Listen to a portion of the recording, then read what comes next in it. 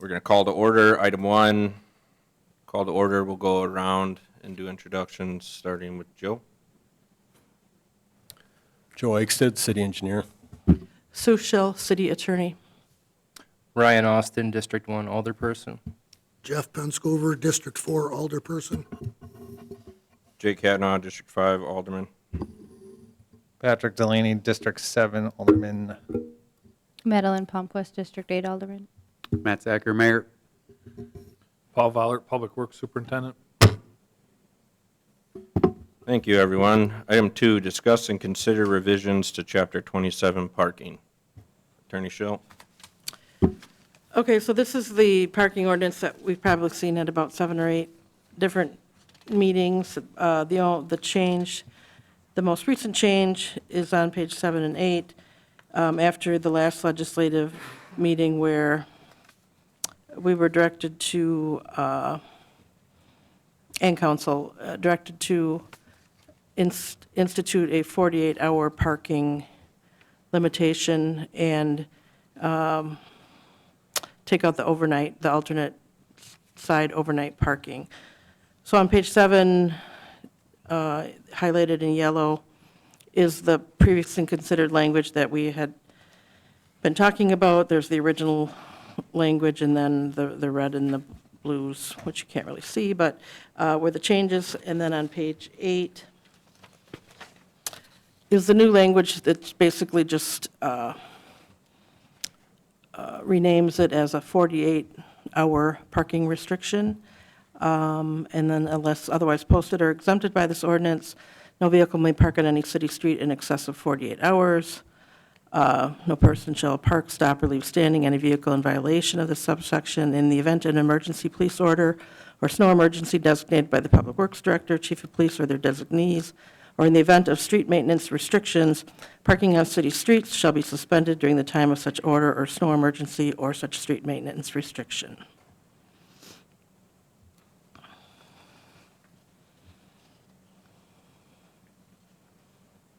And that's the only change since the last iteration that was at the council meeting.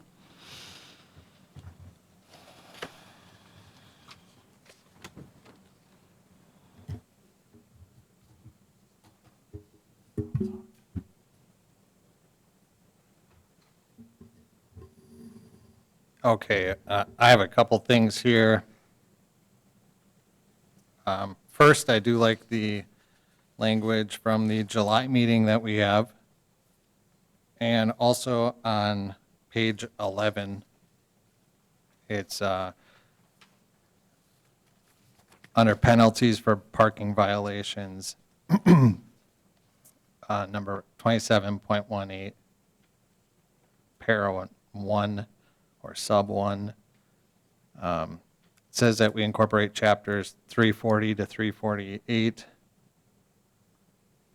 And when I look this up, it does have an article from the state legislator that talks about comparison with rules in adjacent states. This is the revoking somebody's or suspending somebody's registration for a $15 parking ticket, which is our current practice, which I find not right to do.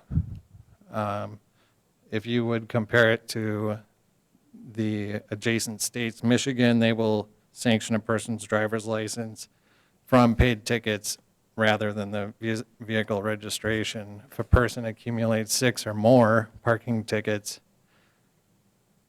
they will sanction the person's driver's license. Minnesota also suspends the driver's licenses of the people and not the vehicle registration. Illinois suspends a person's driver's license. Iowa also suspends a person's driver's license. Some of these other states, if you want to look this up, or I can give you this information, they will not do it for parking tickets, but for other traffic violations. I just don't think that this is something that we should be doing to our citizens, is revoking the registration on their vehicles, because that $15 ticket can cost them much more, especially if they are in an accident and their registration has been revoked. Because a lot of times if you've ever had your registration revoked, they don't send you a notice that your registration has been revoked. So if you are in a car accident at that time, some insurance companies may have a problem with insuring an unregistered vehicle or the occupants thereof. So that was one thing that I wanted to bring up. And the other, above that in 6 at the top of the page, I found that language confusing.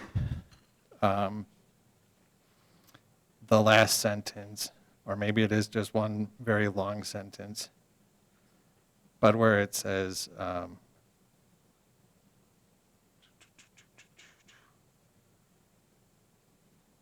I'll just read the whole thing. Registration record of vehicle as evidence.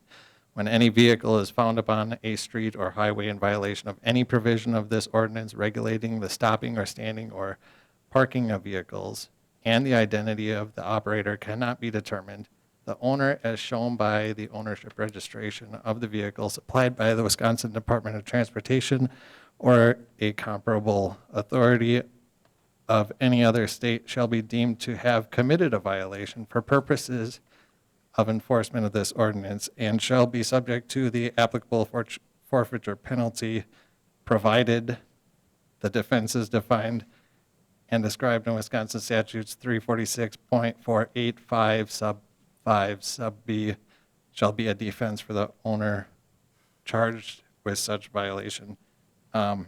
Instead of provided the defense is, I think it should be unless the defense is defined and described in Wisconsin statutes. And that's all that I had. Thank you.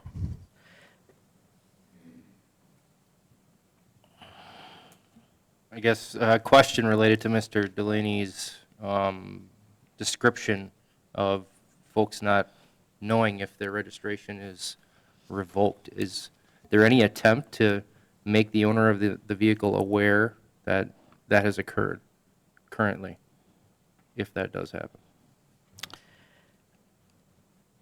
I am not sure. I'd have to ask the municipal court clerk that, what she might do after. I mean, I don't know that, and I don't think she's here right now.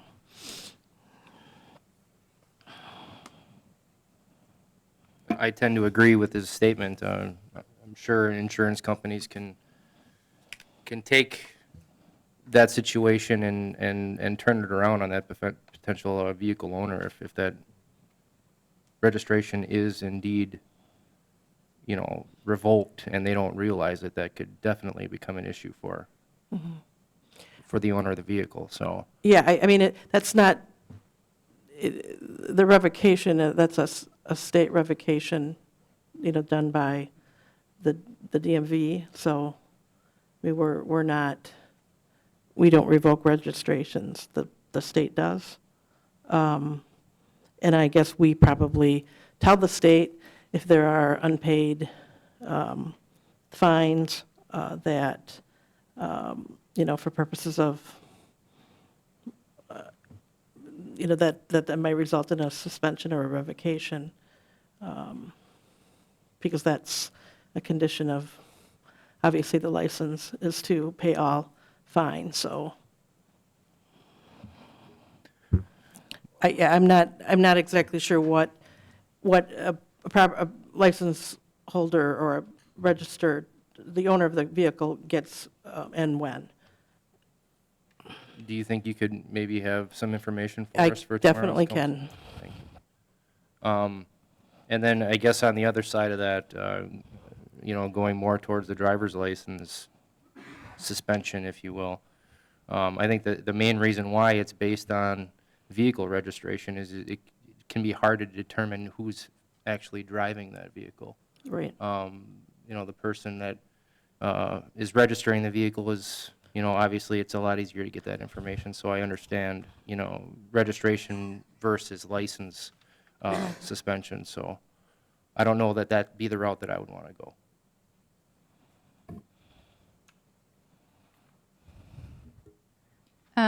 I feel like whichever way we go and whatever guidelines there are for suspending someone's registration, whether we go with 6 cumulative tickets or something after 14 days, we should definitely have that written into our ordinance to give people a heads up. It feels a little bait and switchy that we just provide that they have to pay $30 after 14 days, but then don't tell them what's going to happen after that. Clearly. I believe I'm pretty sure it's on the ticket, but I'll check on that. Then I have a question about, I don't think we have anybody here who's going to be able to answer it, but enforcement of the 48-hour parking. So in bigger cities where they do this, like Appleton, there's a vehicle that drives around to ensure that somebody is parked in a spot for 48 hours. I can see a lot of people contesting their tickets and just simply stating that they weren't there for 48 hours. Are we going to require our officers, patrol officers, to take pictures and prove that they've been there for 48 hours? Do we require our citizens to tell on their neighbors if they're parked there for 48 hours? It just feels like something that's going to be more difficult to enforce.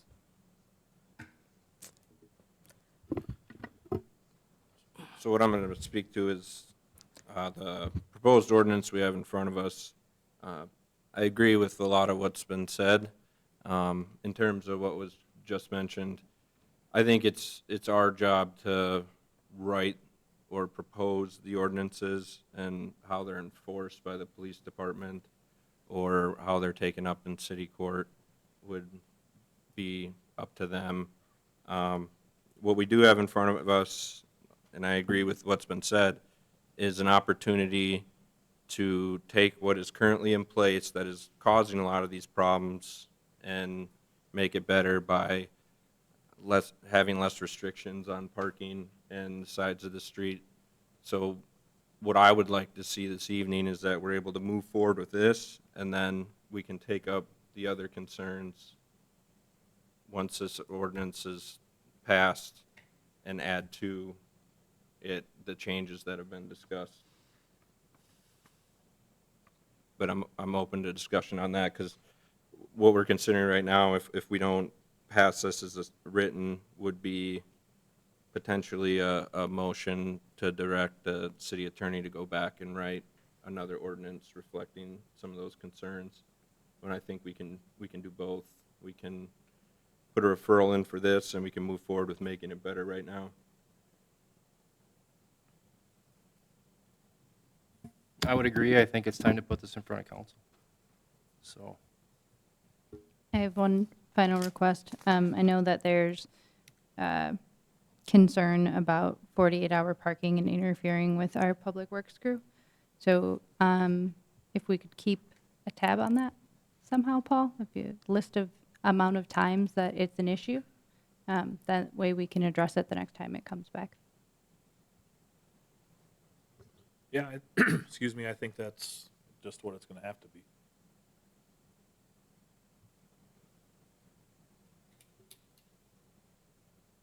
Yeah, thank you, Maddie and Paul. And again, if this does become an issue and it doesn't seem to work, it's something that will be reconsidered. We can hold a similar meeting to this and redo how it's done. I don't think this is going to go on the books and nobody is ever going to look at it again.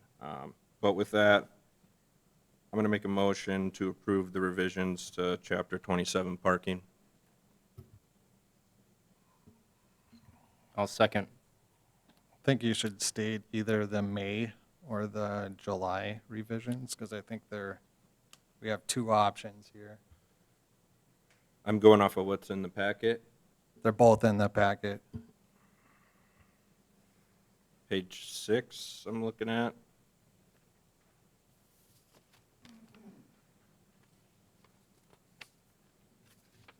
Talking about sub E on page 7 and 8.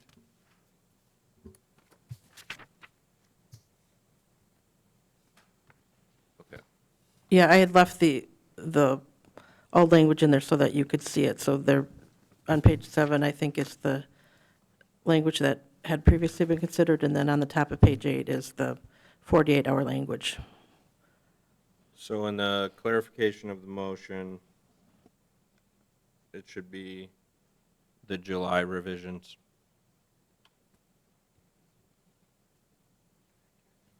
And then do we have consent to change the motion? Okay.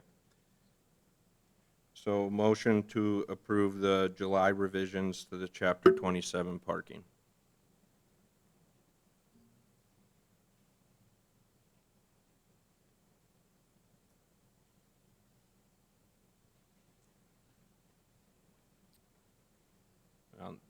There's a motion on the floor waiting for a second. I think Ryan had. Okay, still second, okay. All right, motion by Catnaw, second by Austin. All those in favor say aye. Aye. Yes.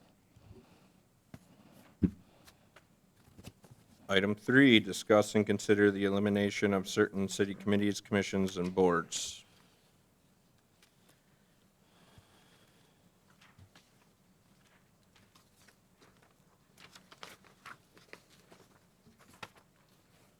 So we'll take comments on this from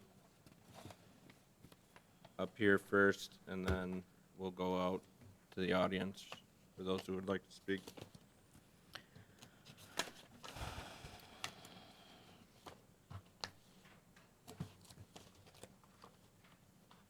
Patrick, I believe this was your referral. Would you like to speak on it? Yeah.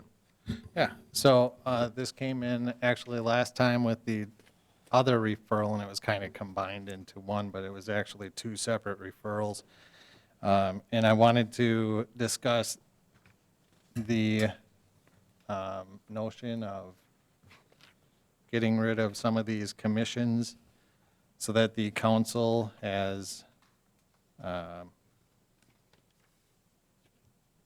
the authority over all of these. Instead, we're bringing back the authority back to the council. So that's where this referral came from. The second one, which we will be talking about momentarily, would be to make these commissions advisory to the council, which still leaves them in place.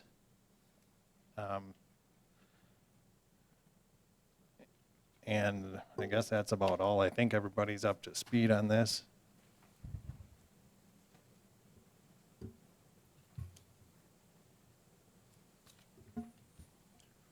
So to clarify, your proposal would be to eliminate all city committees, commissions, and boards? Is that, Well, there's actually no boards that we can legally eliminate. Those are all mandated. So it'd just be the commissions that we could, and it would be wastewater, waterworks and lighting, as well as park and rec. I also think that the planning commission could be, but according to our attorney, she says that that is mandated, so.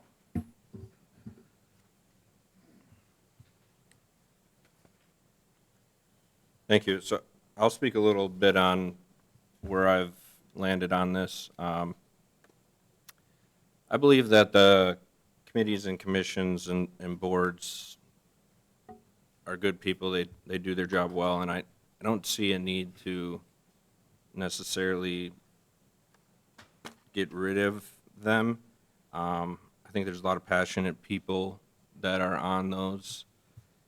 But what I would like to see is that authority come back to the council. And I've come up with a way that I've detailed here. It's all in my notes, and it's very long, so I'm not going to read it. But I'll read essentially the purpose of an ordinance which would be proposed, which would be to provide a mechanism for the common council to review and potentially supersede decisions mandated by the committees in the city.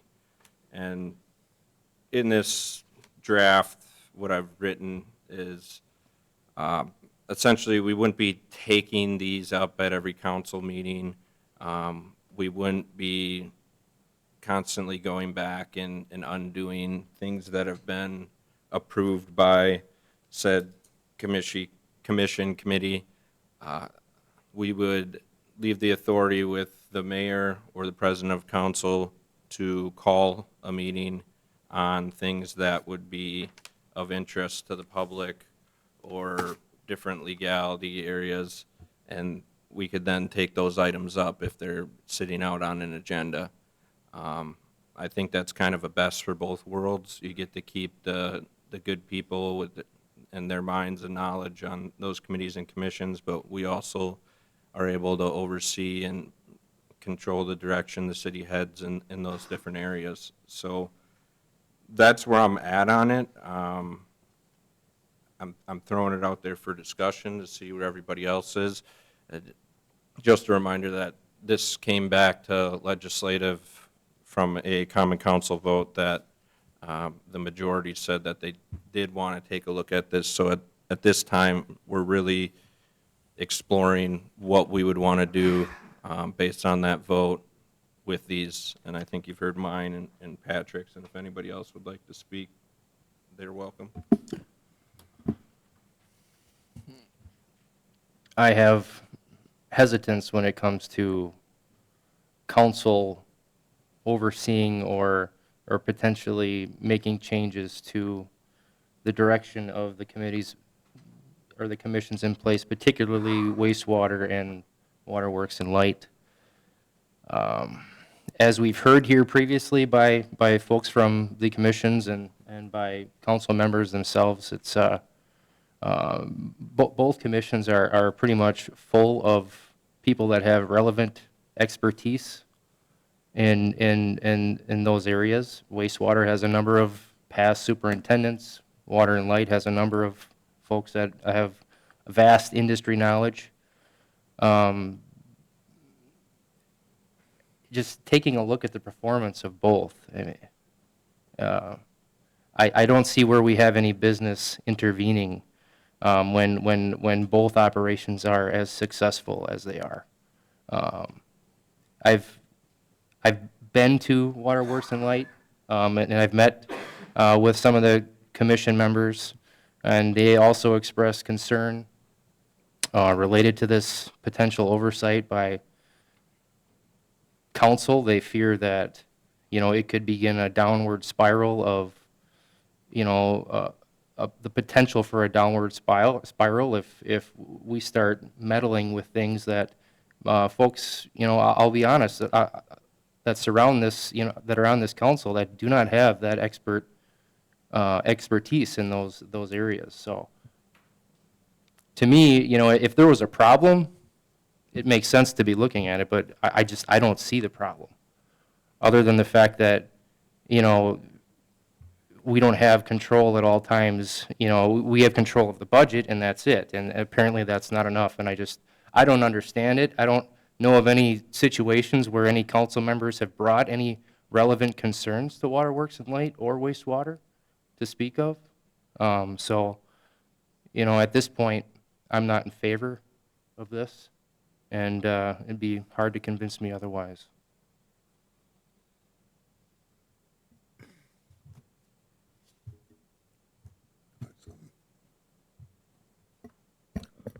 I agree with Councilman Austin 110%.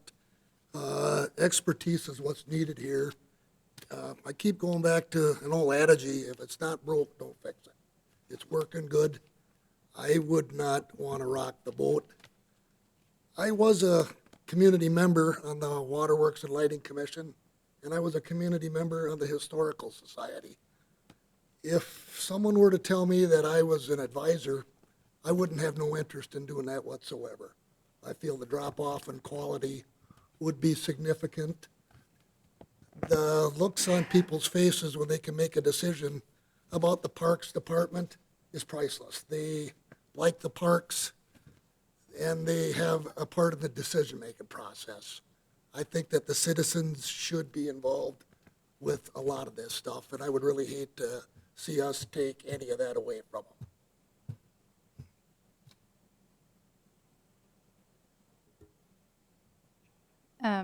So honestly, I thought this was to make them advisory, which I don't think is a bad word. A lot of things we do are advisory to the council, which is okay. We don't change and turn around every decision. But I think that there's a point which something could be broken or we just don't understand it. which brings me back to looking at the ordinance or potential ordinance and then what we currently have. And I looked at what we have written in Chapter 2, and sometimes that doesn't quite align with the statutes.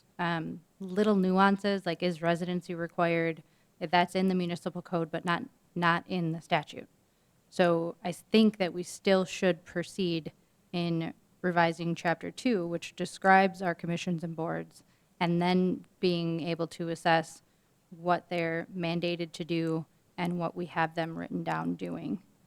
And if we completely eliminate waterworks and lighting, honestly, I'm out.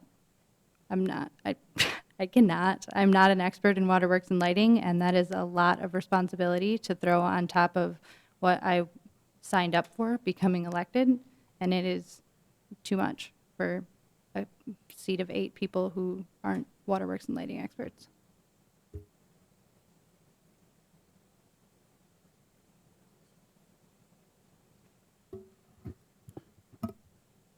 So just to prevent any confusion, the item we're on is discuss and consider the elimination of certain committees, commissions, and boards. And we're still on that item. The next item will be discuss and consider making certain committees and commissions and boards advisory to the council. So I might have added to that confusion, but at this time, if there's nobody else up here who would like to speak, I'll allow. Go ahead.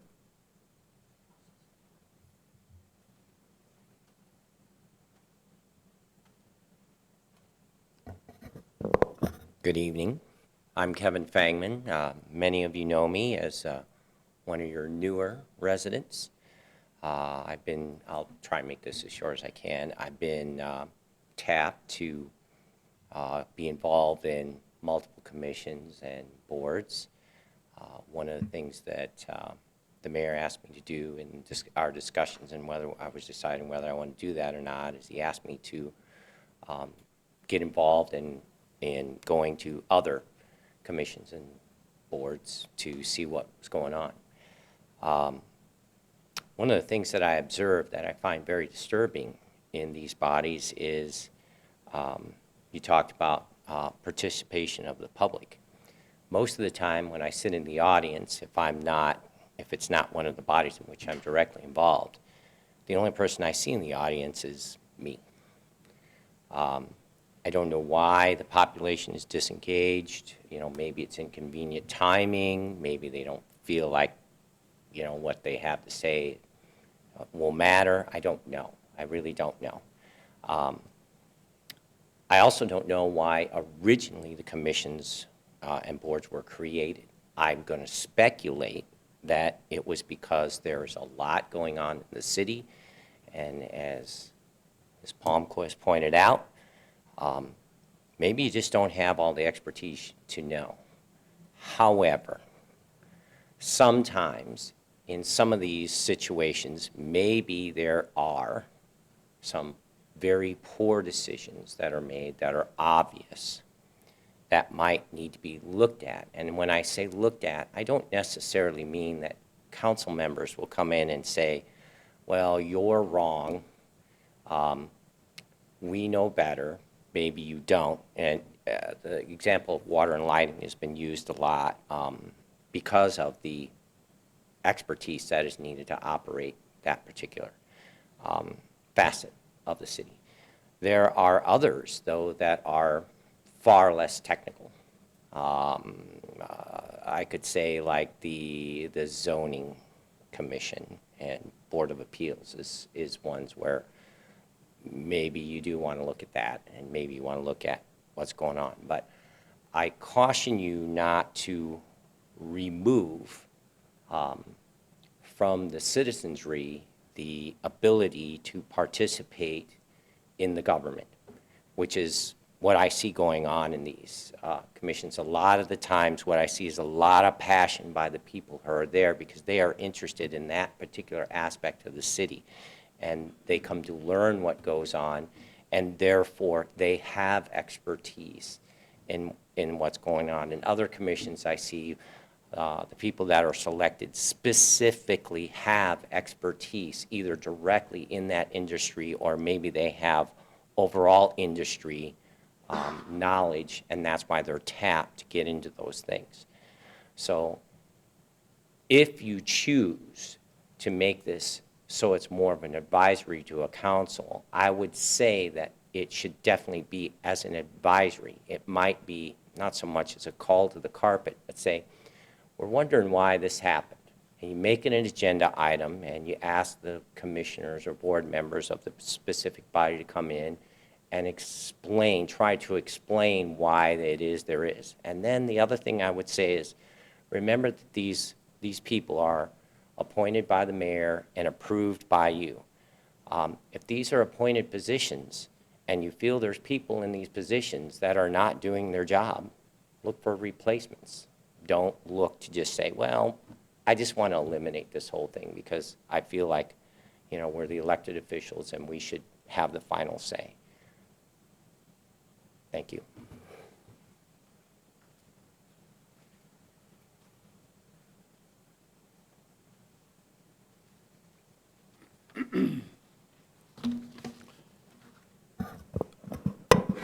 Mr. Chairman, I would suggest that your proposal is unworkable. We need to operate as a business. I think it's perfectly acceptable that we're appointed by the council and perfectly acceptable that we could be removed by the council. Certainly in business, and we are a business, the process, if things are not functioning well, is to remove the leadership, okay, until things are functioning well. And I would certainly propose that that is an adequate approach for this council to take. But to say that the commission is going to make decisions that you will choose to overrule as you see fit is an impossible way to run a business. I would also say that I think the current commission and the current leadership have demonstrated excellent results. And your oversight is unlikely to make an improvement. Now, you can say Bergen is an arrogant bastard to have said that, but I believe that firmly. I also am committed to this community and to this council to see, as is the rest of the commission, to see that we operate in the best manner, in the most suitable fashion to support this community. It isn't our intent to thwart the most effective operation. It's our intent to ensure the most effective operation. And we certainly offer to every member of this council the opportunity to come forward and review our results, review our reliability. Everyone has been invited to do that. Jake, you've had the opportunity. We hope everyone takes that opportunity. That's all I have, unless you have questions. Thank you.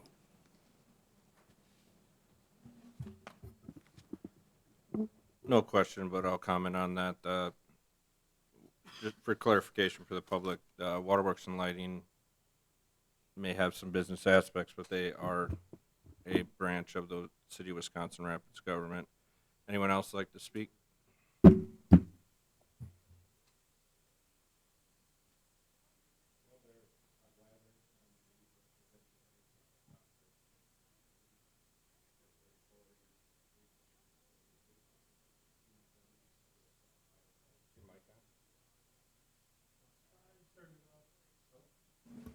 How's that? I'll start over. So I'm Todd Weiler. I'm the Director of Engineering and Electric Operations for the utility. I have 34 years of experience in the utility business, the past 16 with Water and Light, the previous 18 with Consolidated Water Power Company. I thank everybody that has taken the time to come over and talk with us, and as John pointed out, I wish the rest of you would as well. I think it shows a side of the utility that you wouldn't see if you don't come over. My biggest concern with everything is the employees. We have some of the best employees in the nation at our utility. In the electric department, we have 20 employees that have a total of 360 years of experience in that industry. If people are familiar with the utility industry, they'll know that in the past 10 years, more people are retiring from the industry than are entering the industry, and any utility out there would love to have their hands on our employees. In the 16 years that I've been there, we have lost employees to Alliant Energy, Consolidated Water Power Company, and to Wisconsin Public Service. I've tried to train an electrical engineer to take my place someday when I retire, and after 4 years, we lost our first one to a utility in San Diego, and the next one that we had for 2 years works now for a utility in North Carolina, and we're on our third electrical engineer, who this person we picked has family roots in the city itself, and I'll be happy to say that we've had him now for 5 years, and we hope to keep him. But that is my main concern. Our council understands that. I don't know that without you guys sitting on that council for a couple of years, you will understand that. And it takes a minimum of 5 years to train these employees. We work most of that equipment energized at voltage levels of 13,200 volts. They can't even touch it until after 4 years of training. We do not want to lose our employees to our neighboring utilities, and we have 5 of them right in our backyard. So that is my main concern with the city council taking over governance of the utility. I've spent 16 years building it up. I do not want to see it get taken apart. Thank you.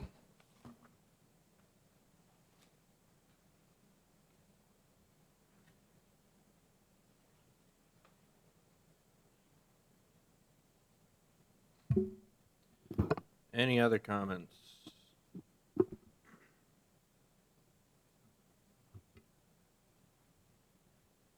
Well, at this point, there's been discussion, but no action taken on item 3. So we'll move forward and dispose of it and move on to item 4, which is discuss and consider making certain city committees, commissions, and boards advisory to the Common Council.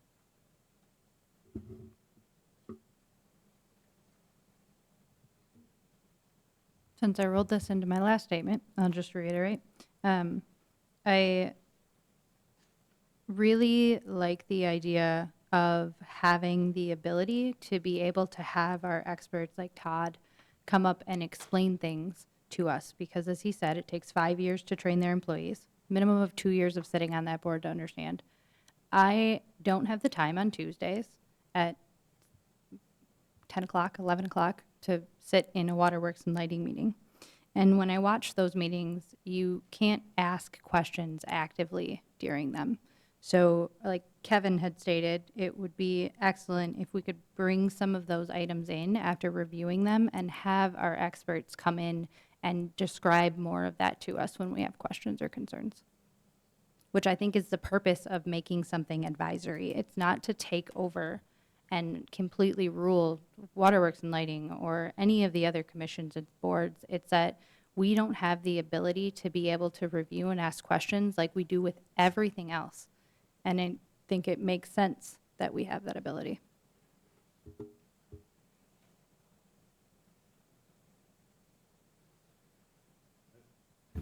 I would argue that we have that ability now. It's simple enough to ask the commission to expand on what they did or why they did it, and I'm sure they would be happy to come in and explain it without making it advisory. That's where I'm at with this. I don't understand the need to control when there's been no real requests to speak of currently. Again, if there's an issue or something that we want to bring to light here, let's hear it. But just to say that we want them advisory just for the sake of it just doesn't make any sense to me. It really doesn't.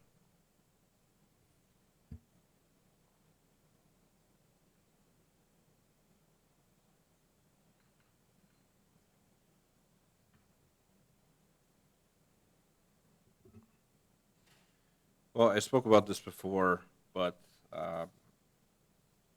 again, I have a proposal up that I feel would give us the best of both worlds. Comments made about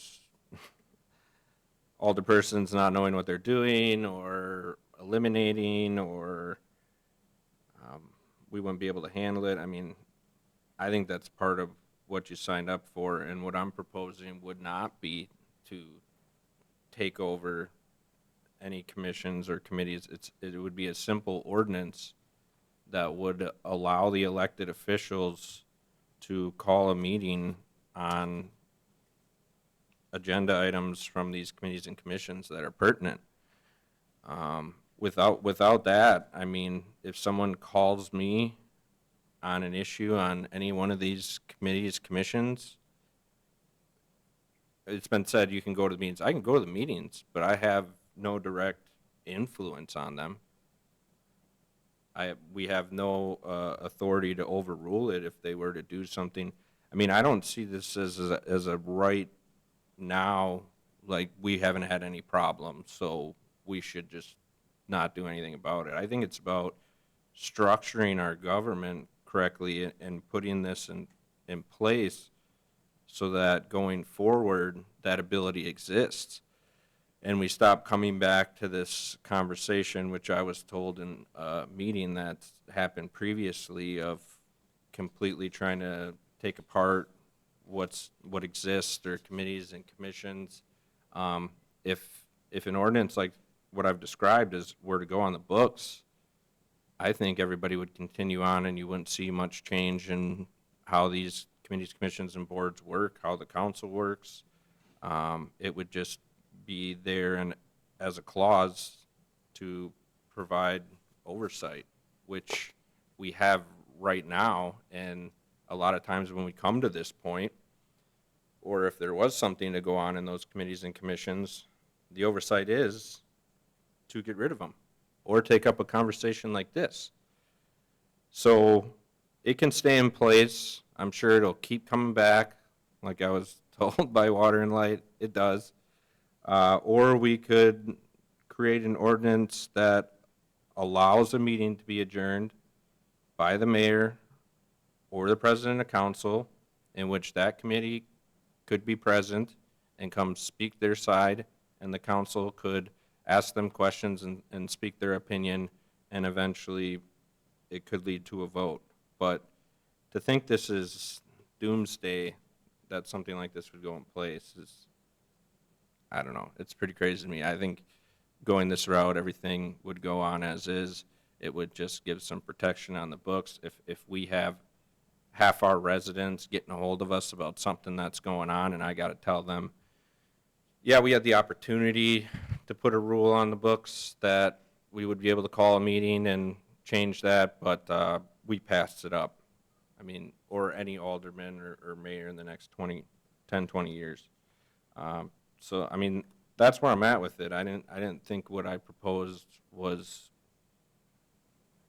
overreaching or undermining any of the committees and commissions, because we're not going to take up your agendas and meetings and discuss them every month.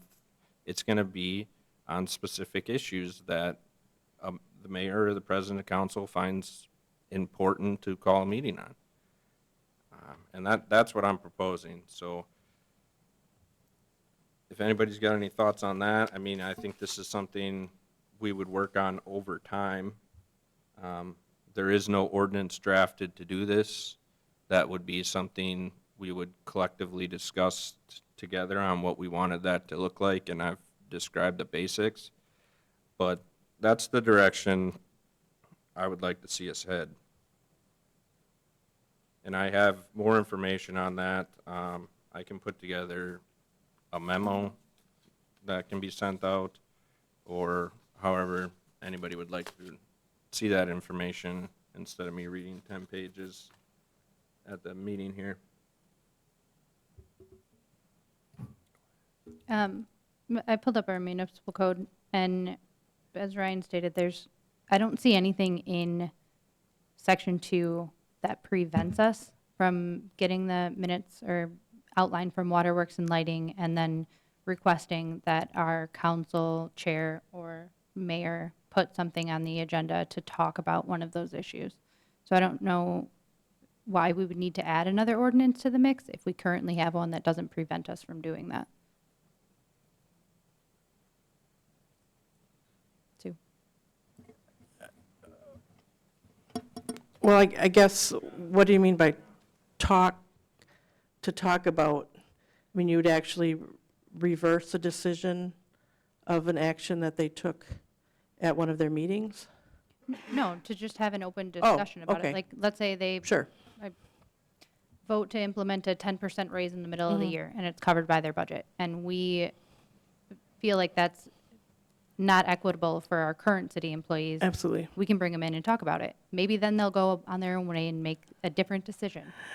Sure, yeah. And when those minutes are at the end of your meeting, that's what that's for. It's not that you can pull things out and change their action. It's to talk about things that have done, and I guess to give the committees or commissions a heads up that maybe you want them at that meeting because those minutes are going to that meeting and you do want that discussed. Or maybe at that meeting you say, this happened, at the next meeting we want Water and Light to be here. But that's why the minutes are at the end of the meeting, just to have a, if you wanted to pull something out and have a discussion about it. Obviously, if it's, as long as you're not taking any action on it, and it's not going to be a very real, super involved discussion. Otherwise, if it was, then we probably should put that on the agenda that we're going to, you're going to talk about a specific issue, that someone might want to be noticed about and want to be involved in, but.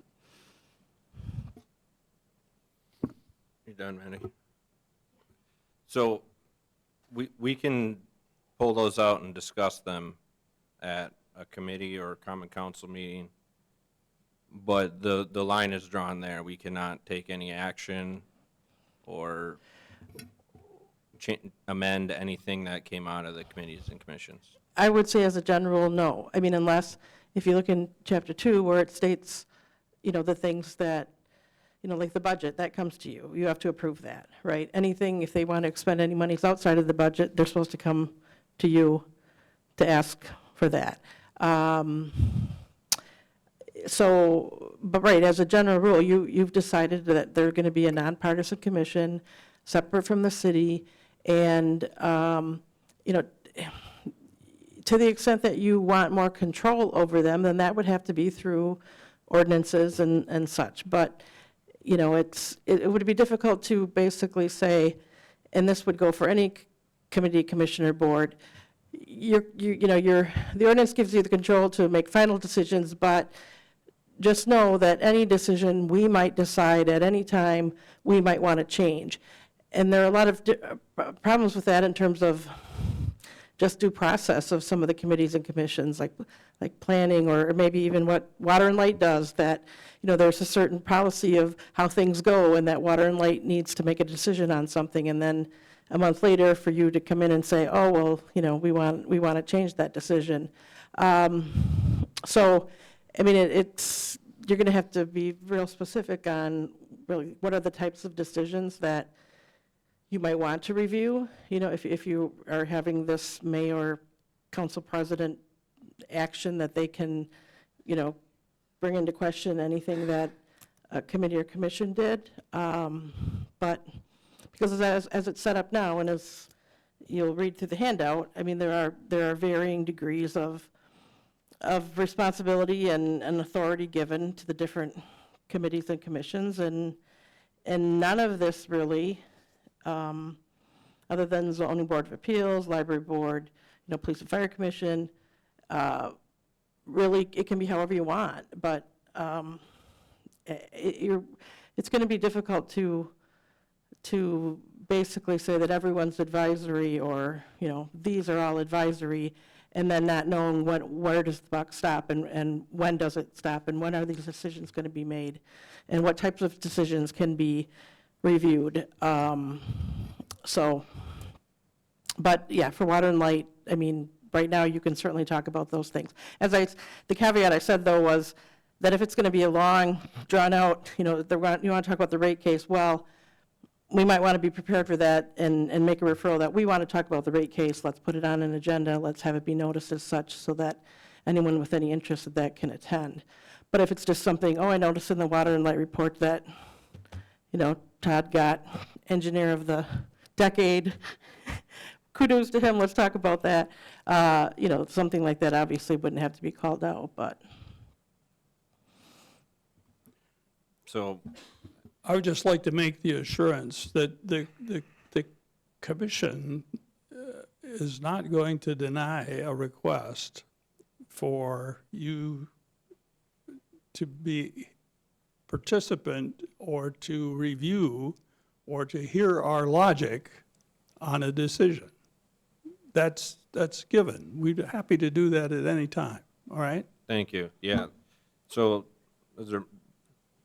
I appreciate that comment, but we are talking about the entire city, and every time we've talked about this, it's kind of became a water and light type thing, but I believe, I'll just state, honestly, I believe when people go to the ballot box and when they elect a mayor, or when they elect an alderperson, the majority of the city believes that we are their representative in all forms of city government, which these committees, commissions, and boards are.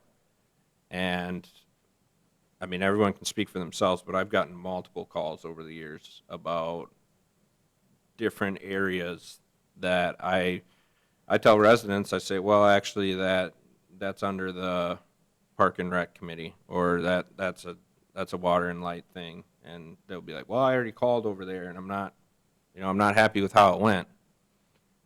I'm sorry, that's the way it is. I've had to say those things. And there's no current structure to take any of that up besides to make a phone call.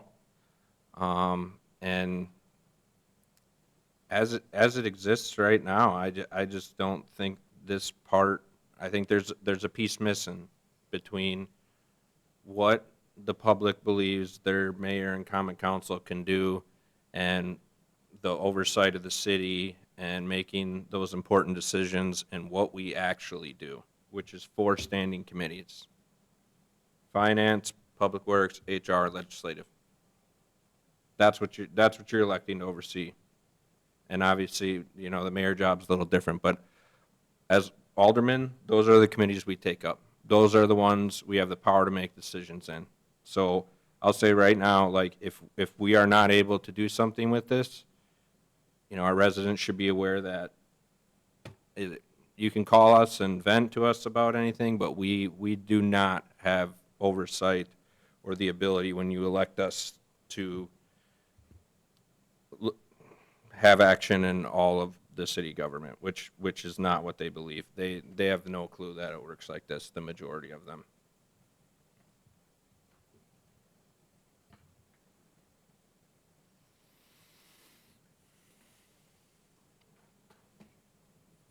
I guess in response to that, there's nothing stopping their alderperson from pursuing the issue, though. Yeah. So, the door is open at a lot of these places. The meetings are open to the public, so that's a great time to share any concerns or questions or comments you may have. And I think that is more than enough, as far as these commissions are concerned, for oversight from the council, because ultimately, we control the dollar amount for the budget. And if things do not go in a fashion that we agree with, we can make decisions based on their budget and explain our motive if it comes down to it. I don't see that happening, but we have that ability. And obviously, they can take it and do what they want with it, but at least, you know, our position is made known if it comes to that, which I highly doubt it would ever come to that. It hasn't, as far as I'm aware of, so. Again, I don't think this is a necessary step, and I'm not in favor of it, so, thank you. I just have one other comment on this. I think as a body, you should look at the individual bodies that you're talking about, commissions, boards, et cetera, and evaluate whether or not your expertise could be useful in that area. If it's a highly technical area, maybe not so much. If it's not so highly technical, perhaps so. But in the same vein, I will reiterate what many have said in this room, which is the door is always open, you know, and it can start with a simple phone call as to, hey, can you explain this? And if that turns into maybe that's not clear enough, then by all means, like I say, I serve on more than one. Happy to come in and discuss it and why the decision was made the way it was.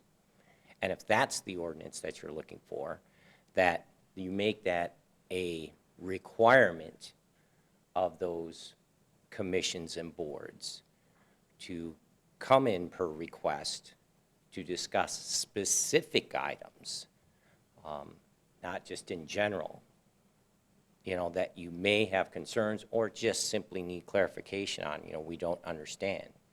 That's something that makes sense to me. Thank you.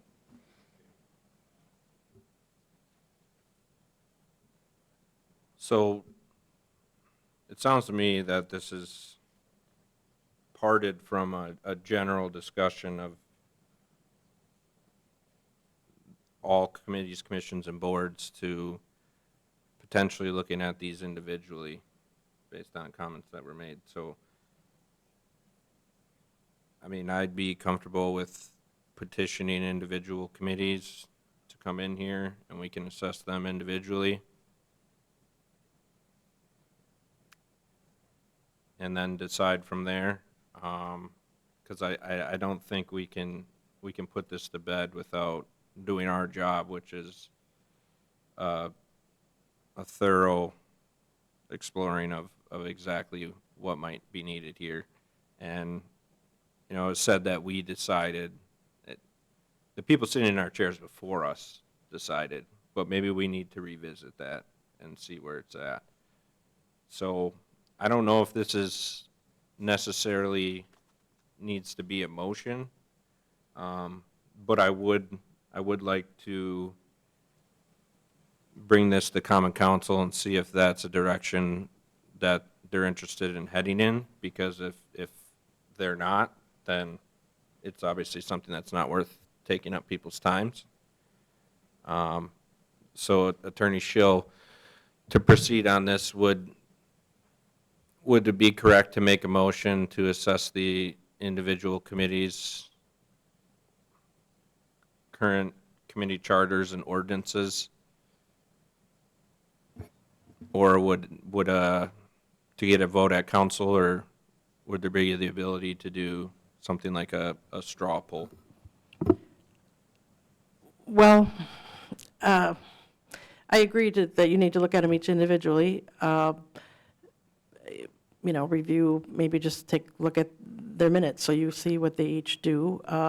As far as how, so you're saying, instead of coming back to the legislative committee and maybe looking at probably the 4 or 5 that you're talking about, you want to go to council to see if they even want to take that next step to look at any committees to Right. take any action on? Right, so if council would agree, we would have, you know, on these legislative hearings regarding their committee charters and ordinances, invite a couple committees in a meeting and have them go over and we can assess them individually. But I'm looking for council's opinion on that before we would head in that direction. I mean, we could referral all of them and put them on the agenda, but again, that's something I wouldn't want to waste time and multiple people's times with if it's not something that the council's interested in.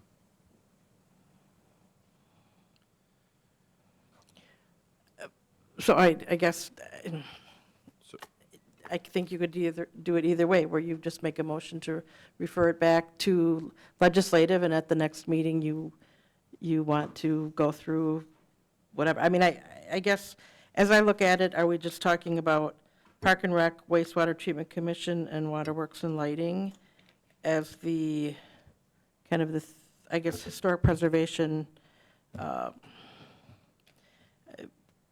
I think that is necessary to some extent if you want to pursue grants and such, but it's not mandatory that you have a historic preservation. But then the others are Park and Rec, water, wastewater, and Waterworks and Lighting. The rest are all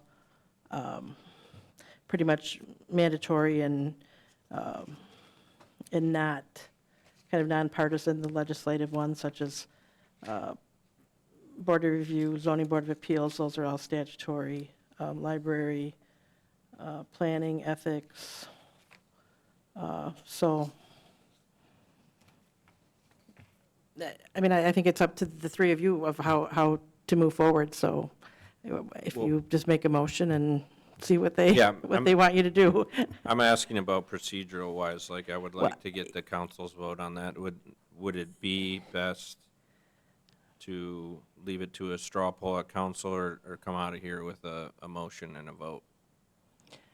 Well, something's going to go to, has to go to council from this committee, so, right, I think you should make a motion on what you want, what you as a group want to happen with this referral. Do you want to kill it? Do you want to come back next month and talk about certain of them? Do you want to go to the council to determine if, what they want to do first, and you don't, want to even make a referral out of the committee? I guess, I'm not sure what you could do it either way All right. in terms of, I mean, I guess I think what would make the most sense if that you made, if this is what, you want to do, is to make a referral to go back to the next legislative meeting, and you're going to look at whatever, these 3 or 4 committees in detail, whether you're going to do 2 at a time or all 4, and whether you want to invite them or not. I guess you're going to have to figure that out, but that, you want to continue to look at these 3 or 4, and then when it goes, if that motion is successful tonight, well, or even if it isn't, when we go to council tomorrow, the council's going to look at your action, and they might go in a different direction. They might vote to, we don't want to do anything with this, we want to leave it as is. And so then it's not necessarily referred back to legislative, so. Well, then we'll come out of here with a motion. I'll make a motion to review current committee charters and ordinances.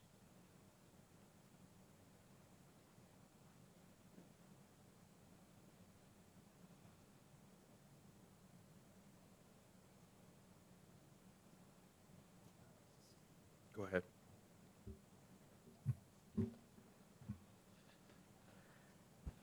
As far as the Historical Society, I do know that we have grants that were granted to us from them. I have no interest in disbanding the Historical Commission. Preservation Commission? Yep. that's Yeah, the one. Kyle had, you should have a piece of paper,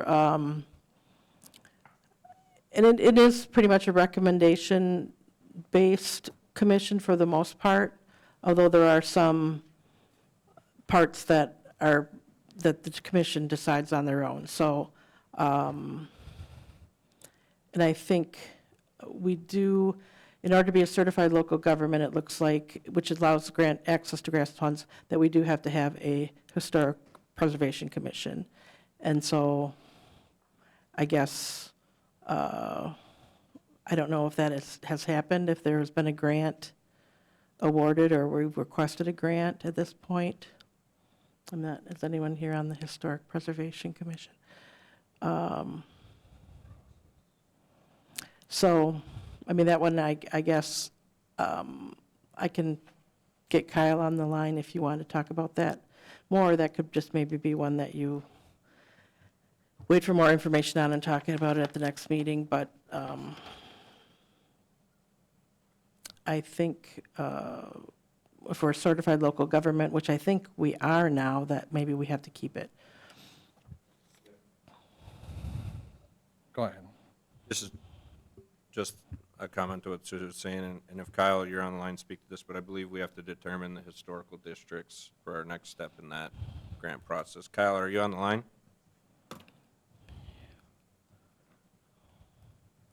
Okay. Go ahead. I just asked him to zoom in, but I'm not sure. As I know far- he wasn't able to show up in person, sorry.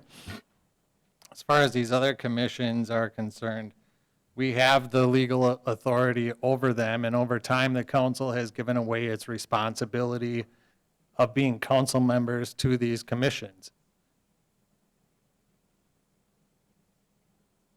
If it is a question of expertise, why don't we start a HR commission? I think we have one person here that has a degree in HR. We could start a engineering commission or a public works commission. And in that case, why are we elected? All these commission members were not elected. They are, in a form, bureaucrats because they were placed in those positions. And I don't think that a government functions properly through bureaucracy. Therefore, I think that we should take back the authority that has legally been given to the council to manage these operations.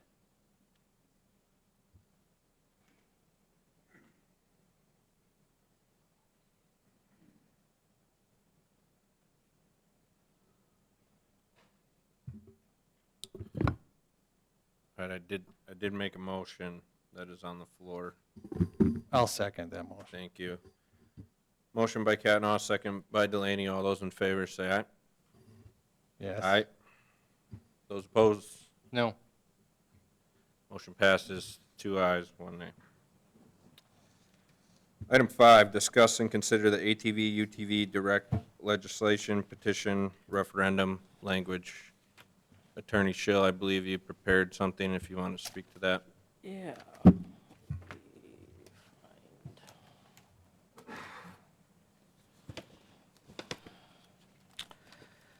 Okay, so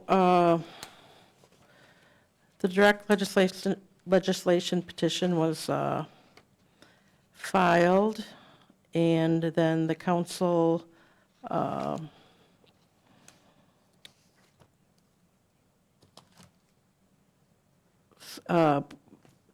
voted to submit it to the electors at the general election in November.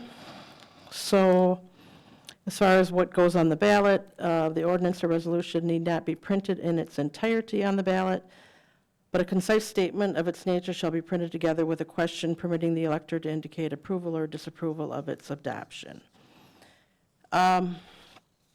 So there's nothing that says that the council has to approve the wording. And it's generally left up to the attorney and clerk to do these types of things.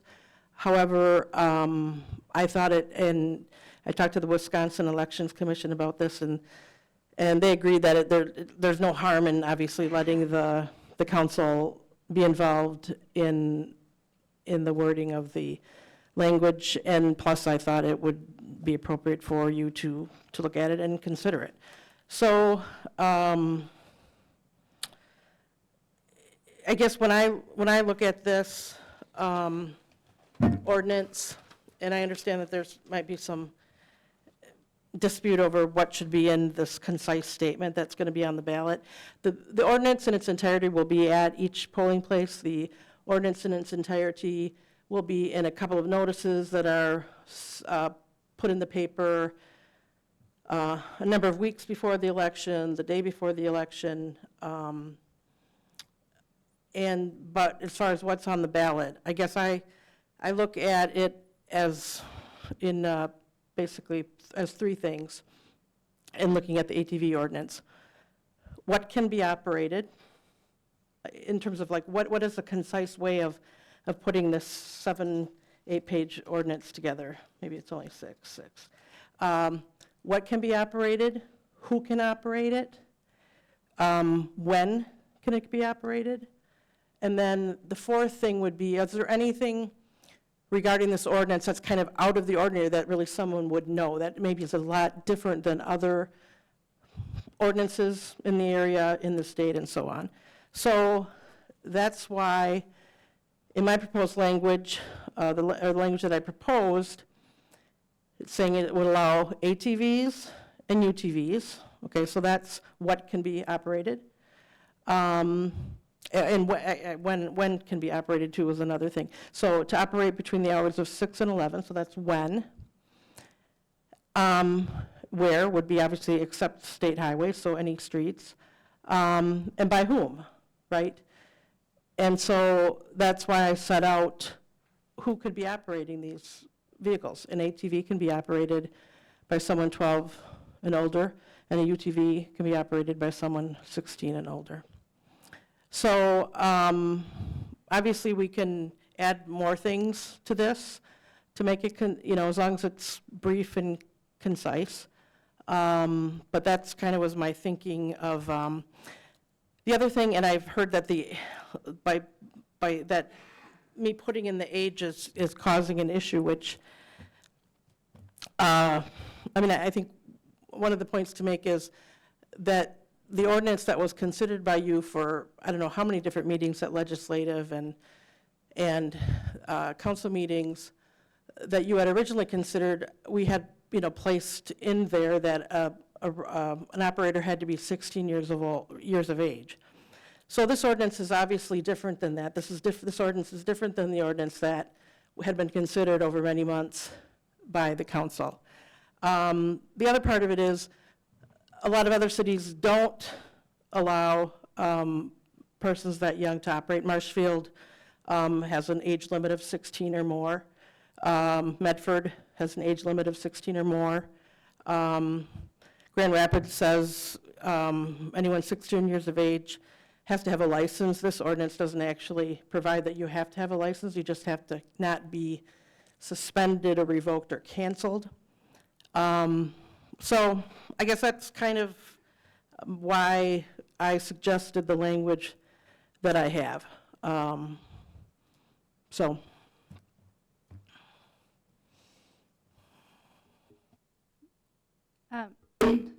there shouldn't be any dispute on what goes on the ballot. Ethically, the language should not include statements that are intended to persuade voters in one way or another, and I don't think this statement does that. It includes a portion of the additional provisions within the ordinance while omitting a slew of other items that were identified as concerns, like the use of helmets, seat belts, daytime running lights, motor vehicle insurance, open containers, decibel restrictions, and frankly, the fragment of the age restrictions that's in there does not include the additional restrictions that are there. It would make the statement far from concise, and as it's written, it is a half-truth. So that leads me to think that the way that it's worded is an attempt to use the position of this committee and the council, which don't have to approve it, to exploit fear in our population, because every surrounding municipality around us allows for this type of age restriction. Sue said it. The Grand Rapids ordinance says you have to be 16 or older with a license. That means if you're under the age of 16 and following the state guidelines, which I'm not going to detail, you can drive on the roadway. Under 16, But only on you don't certain have to have it roads. a valid I'm only sorry? on certain roads, not very busy roads in Grand Rapids. Grand Rapids, Saratoga, Port Edwards, Buren, any of those municipalities, which I'm sure we all drive in, once you get on their roads, you could be sharing the roadway with the state proven guidelines of 12 to 16 and their operation requirements. So as the person who filed this petition, I would like to everyone to consider the repeated failures that we've had to pass an ordinance that included those explicit requirements. And that's the reason why we're here in the first place. Like, at this point, allowing the committee and the council to intervene absolutely causes harm. It undermines the constitutional process for citizens to create local ordinances, and it completely violates the Wisconsin Supreme Court ruling on the intent of direct legislation. That's all.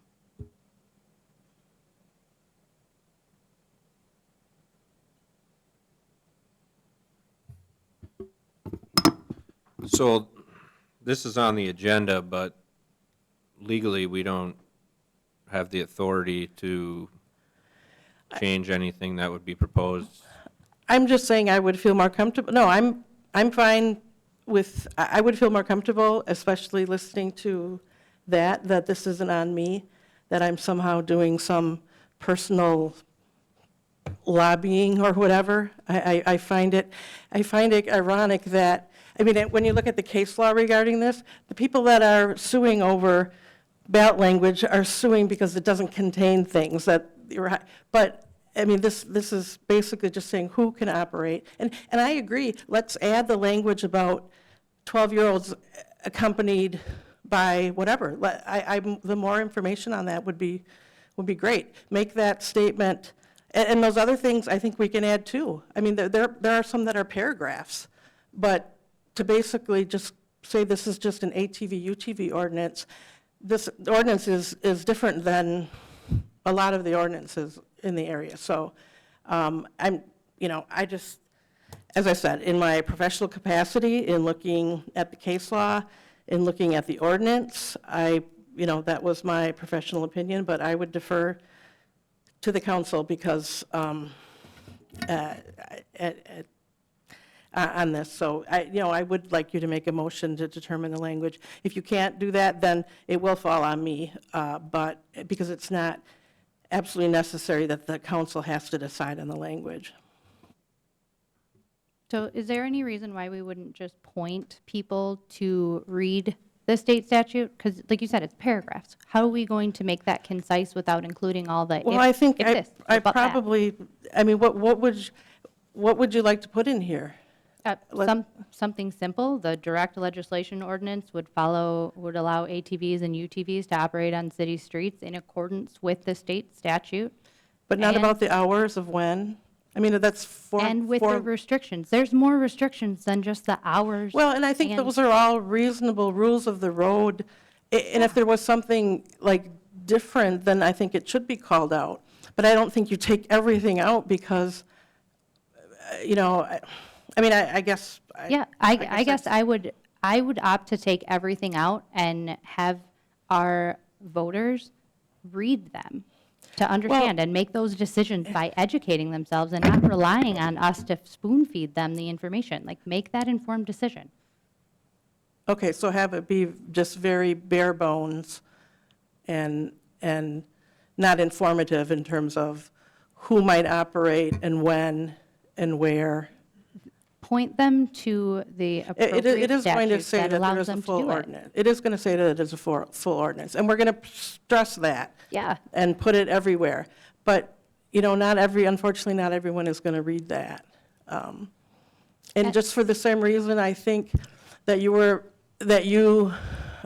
made the change from the other ordinance, I think that it's important to state that this is the difference from Marshfield's ordinance that was, or in the other ordinances that were the models. And when I presented that ordinance, the council's ordinance, you all said this was like a really great ordinance. I did my homework.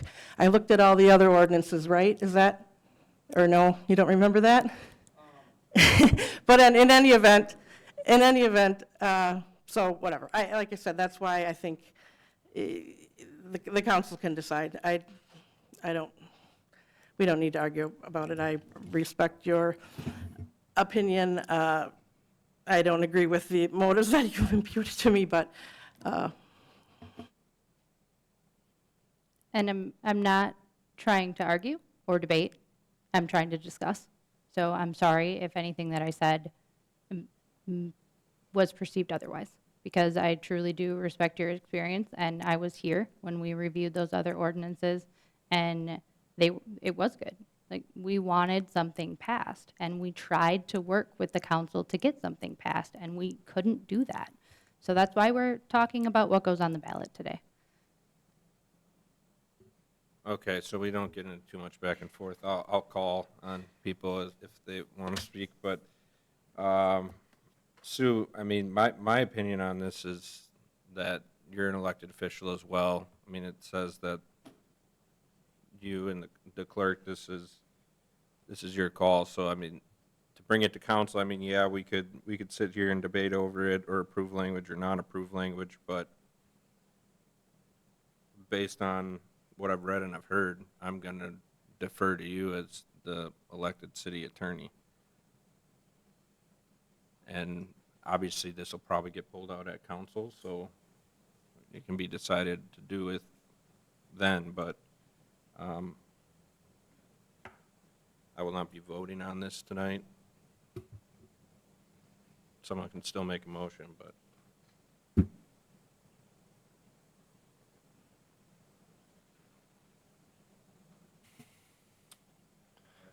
I think there's plenty of opportunity between now and November for the city to educate residents of what state statute is, regarding UTV, ATV. To me, if you start getting granular and I'm going to say cherry picking data, and I'm not saying it in a negative way, but cherry picking what you're going to put on the ballot language, you can definitely formulate opinions based off of that particular wording. And I think the safe play would that last sentence there in the top paragraph would be an ATV may be operated, in accordance with state statute. And it's up to the individual to either do their homework or not. And the city, by all means, can do their diligence and post what that means on the website and post it on Facebook and wherever else they want to. And everyone else is more than welcome to share that message. But again, at some point, you can lead a horse to water, but you can't make it drink. So I hate to, put ages and things like that on there. I think it's putting a spotlight on a hot topic issue that, to me, could definitely sway the vote. And it's up to those individuals out there to make their decision based off of all the information, not just one cherry-picked restriction. So that's how I feel about it.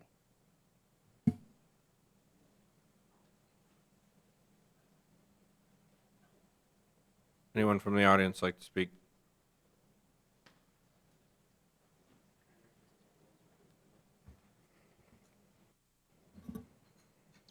All right, yes, I'm Brian Marsh. I just want to clarify on a couple items that I don't quite understand about some of the statements. Overall, our ordinance is more restrictive than most ordinances that are out there. Many of them follow the state statute. Ours is more restrictive on that, including the time restriction as well as requiring and not having a revoked license. But we don't really capitalize on any of that.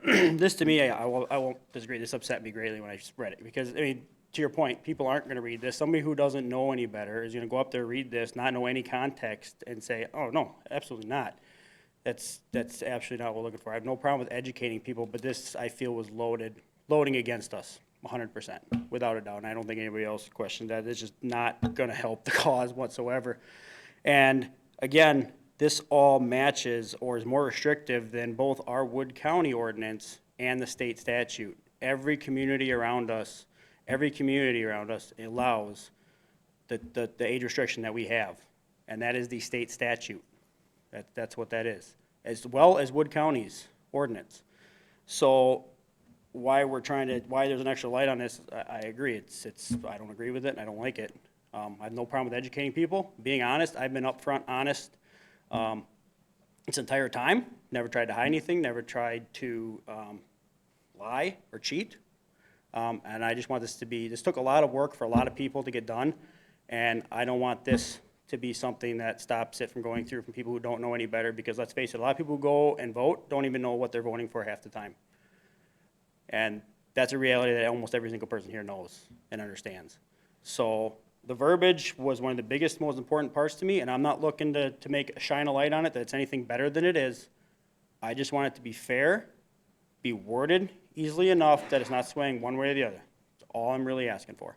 And at this point, with the hours, the blood, sweat, and tears that have been put into this by many people, I think we deserve that more than anything, and it should be worded a lot better than what it is.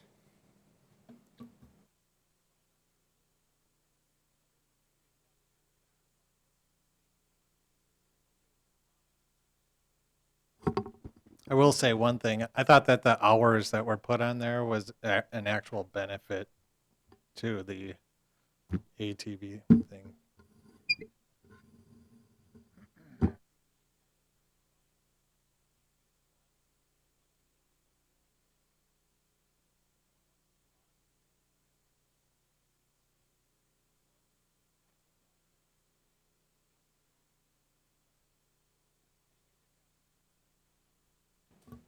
Sorry to bother you again. I'm coming in late on this one. I'm just going to say something very simple and paint an ugly picture, and it's something for you to decide when you're deciding how to word this. One of the vehicles I drive in town is a 21-year-old 3-ton conversion van.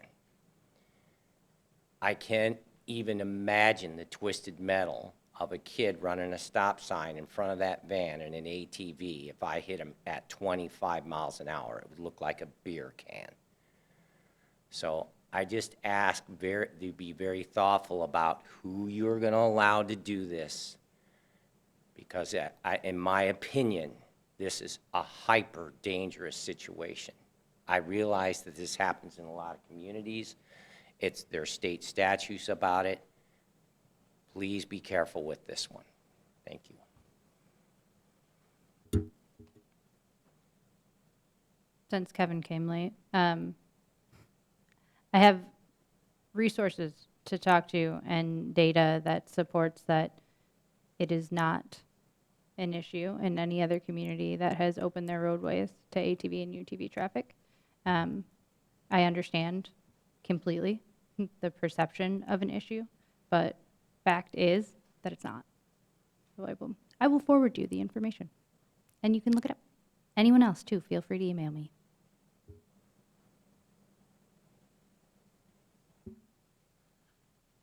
All right, if there's nothing further, we'll move on. There was no action taken on item 5.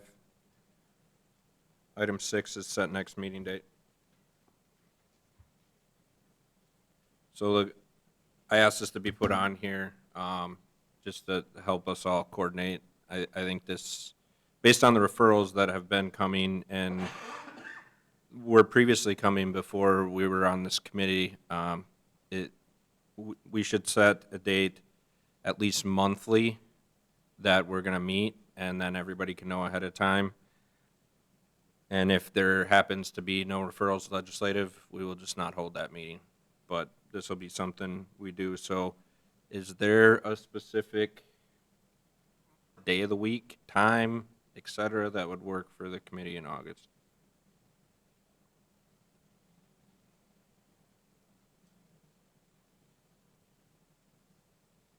Patrick, what works for you?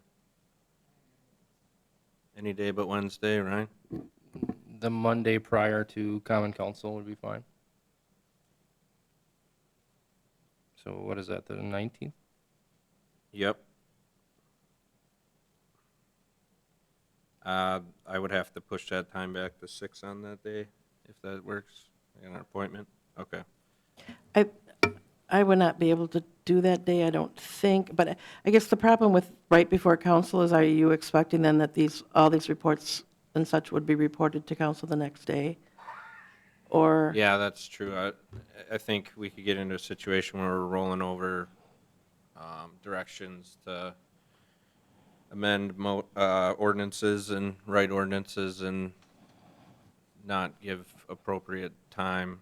So how much time do you need for something like that? You mean between meetings? So if we had a legislative meeting, we propose you to do, create a new ordinance or adjust a new ordinance, how long in between that and common council would you need? Well, common council usually would go out on Thursday or Friday before the Tuesday, so ideally, the week before, you could meet Tuesday, Monday or Tuesday, or Okay. anytime before then, I would say. Okay, so we're looking at the week of August, sometime before so either the August 12th, 13th, or before that. 12th? Does that work for Ryan, Sue? It would work for me. Park and Rec is at 4, it looks like that evening.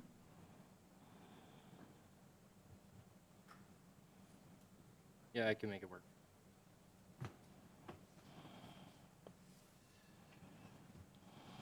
Okay, so the next legislative meeting will be Monday, August 12th at 5 PM. Item 7, adjournment. Second. Motion to adjourn by Delaney, second by Austin. All those in favor say aye. Aye. Aye. Meeting adjourned at 6:31 PM.